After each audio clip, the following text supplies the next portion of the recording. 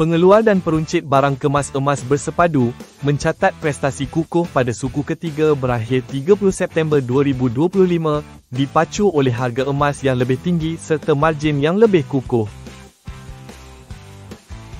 Tomei merekodkan pendapatan sebanyak RM267.4 juta, meningkat 24% berbanding RM215.6 juta yang dicatatkan pada suku sama tahun kewangan sebelumnya.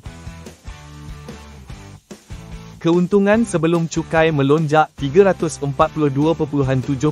kepada RM31.7 juta berbanding RM7.2 juta pada suku yang sama tahun lalu.